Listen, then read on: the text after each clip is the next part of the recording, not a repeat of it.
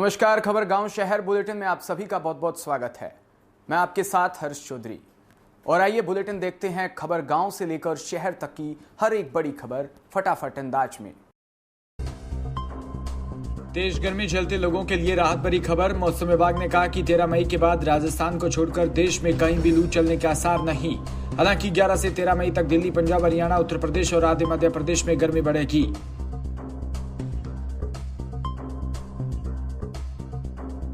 तापमान में गिरावट की स्थिति 24 मई तक रहेगी। हालांकि उसके बाद कुछ दिन तक तापमान में हल्की बढ़ोतरी हो सकती है, लेकिन केरल में मानसून के दस्तक देते ही पूरे मध्य भारत में प्री मानसून एक्टिविटी और बारिश शुरू हो जाएगी।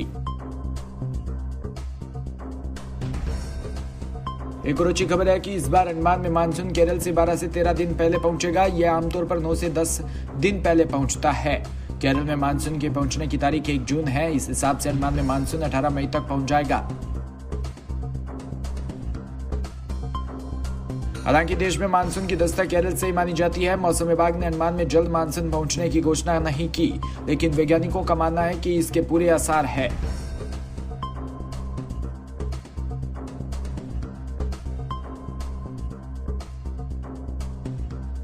इस साल गर्मी से राहत की वजह पश्चिमी विक्षोभ है, जो 13 मई की शाम से असर दिखाना शुरू करेगा। 11 से 13 मई तक बेशक 5 राज्यों में लू चलने की आशंका है, लेकिन अप्रैल जैसी भीषण गर्मी नहीं पड़ेगी। कपड़ों की दुकान में सोमवार की शाम करीब 7 बजे आग लग गई। आग से दुकान में द्वितीय मंजिल पर रखे कपड़े जलकर राख हो गए। वहीं पड़ोसी दुकान पर राजेश शर्मा व मनोज गुप्ता की नजर दुकान से निकल रहे धुएं पर पड़ते ही उन्होंने सभी दुकानदारों को सूचित किया।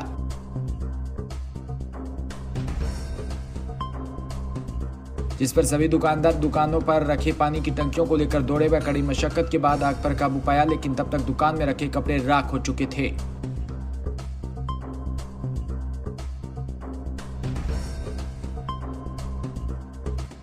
वहीं आग का पता लगाने के बाद दमकल विभाग व पुलिस को सूचना दी, लेकिन कोटपुतली नगरपालिका से दमकल आने से पहले ही लोगों ने आग पर काबू पा लिया। दुकान में आगजनी के कारण लाखों रुपए का नुकसान हुआ।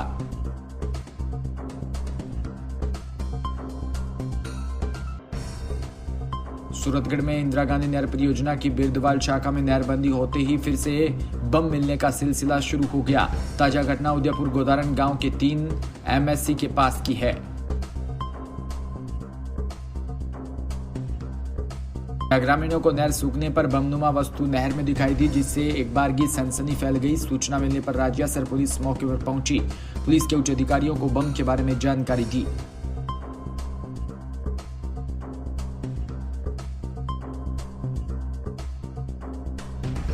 पुलिस ने सेना को बम मिलने की जानकारी दी। बता दें कि पूर्व में भी इस नहर में दर्जनों बम मिलने की घटनाएं हो चुकी है, जिन्हें सेना ने दूरस्थ रेत के धोरों में ले जाकर डिफ्यूज किया था। पावटा में महाराणा प्रताप की जयंती पर विशाल शोभा यात्रा निकाली गई। सोमवार की दोपहर सर्व समाज के बैनर तले भाजपा नेता बांसुर देवी सिंह के मुख्य आतिथ्य व बिशन सिंह शेखावत के नेतृत्व में टीम दिया कुमारी के सहयोग से महाराणा प्रताप की जयंती पर विशाल शोभा यात्रा निकाली।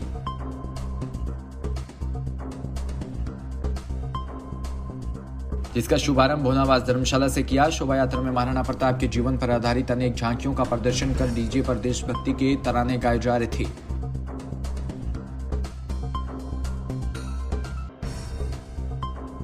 जहां से आसपास के क्षेत्रों से युवाओं की भीड़ जुटी। उसके बाद नौलखी होते हुए पावटा कस्बे के मुख्य मार्गों पर भ्रमण करते हुए ग्रीन पार्क पहुंचकर संपन्न हुई।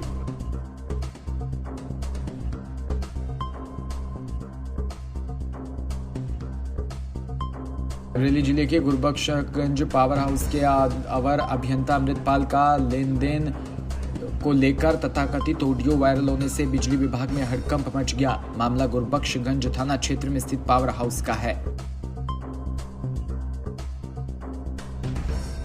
यह बिजली के कनेक्शन को लेकर अवर अभियंता ने बिजली के कनेक्शन के लिए 30,000 रुपए की मांग रखी थी। सोशल मीडिया में वायरल इस ऑडियो में साफ साफ सुना जा सकता है अमृतपाल किस प्रकार से पैसों का डिमांड कर रही है। योगी सरकार उत्तर प्रदेश को भ्रष्टाचार मुक्त करना चाहती है, लेकिन अवर अभियंता अमृतपाल अपनी हरकतों से बाज नहीं आ रहे और खुलेआम बिजली कनेक्शन कराने वालों से अवैध वसूली कर रही हैं।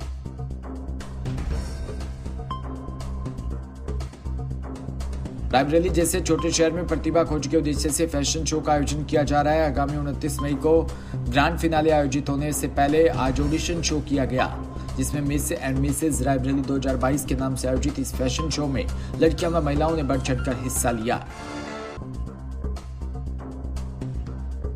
यहाँ एक निजी प्रांगण में आयोजित कार्यक्रम के दौरान लगभग 150 महिलाएं व लड़कियां उपस्थित रही। आयोजकों का कहना है कि वह इस कार्यक्रम के जरिए रायबरेली में भी प्रतिभाओं को सामने लाने का काम कर रही है।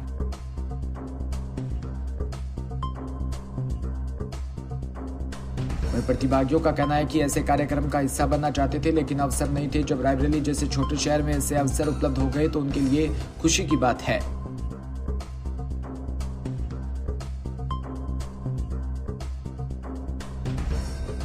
उत्तर प्रदेश के अशोकनगर जिले के चंदेरी में एक शिकायतकर्ता ने सांसद, मंत्री और कलेक्टर के सामने पीएम आवास योजना से पैसे मांगने के आरोप लगाए, जहां देश के प्रधानमंत्री नरेंद्र मोदी हर गरीब को पक्का आवास देने की बात करते हैं।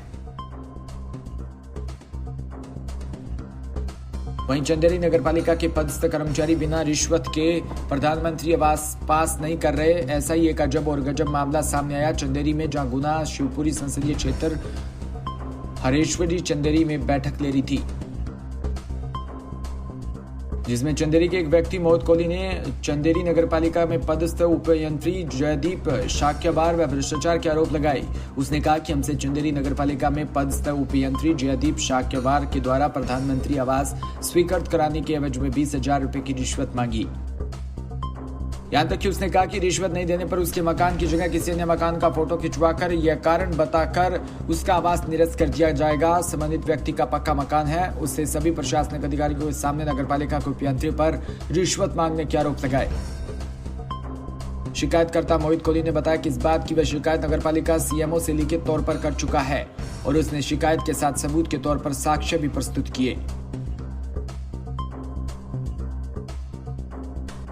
लेकिन उसके बाद भी सीएमओ के द्वारा उक्त मामले को दबाया जा रहा है। उक्त मामले में किसी भी प्रकार की कोई कार्रवाई नहीं की जा रही, जिस पर राज्य मंत्री बृजेंद्र सिंह यादव ने कलेक्टर अशोकनगर को निर्देशित करते हुए संबंधित कर्मचारी पर कार्रवाई के निर्देश दिए। चंदेरी गांव के कुरावास में समस्त ग्रामवासियों द्वारा आयोजित दिव्य श्रीमद् भागवत कथा महापुराण के पंचम दिवस में बड़ी संख्या में पधारकर प्रभु कथा प्रेमियों द्वारा श्री धाम वृंदावन से पधारे भागवत पुष्प शिवम प्रभु की मंगलमय कथा वार्ता का रसपान किया। आज की कथा क्रम में महाराज श्री जी ने बताया कि भक्ति और भक्त की परीक्षा प्रतिकूलताओं से होती है। अनुकूलता में तो सभी मुस्कुराते हैं, मगर प्रतिकूलता में भी हमारा आत्मबल बना रहना चाहिए।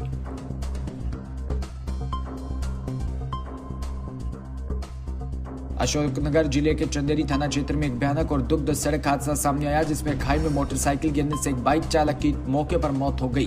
वहीं एक अन्य पीछे बैठा व्यक्ति गंभीर रूप से घायल हो गया। जानकारी के मुताबिक सोमवार दोपहर 2:30 बजे लगभग एक सड़क चंदेरी बाईपास रोड पर हुआ हादसा, जिसमें दोनों बाईपास रोड ईदगाह के पास पहुंचे तो ईदगाह मोड़ के पास तेज गति से वाहन चलाने से मोटरसाइकिल खाई में जा गिरा, जिसमें खाई में गिरने से एक व्यक्ति की मौके पर मौत हो गई।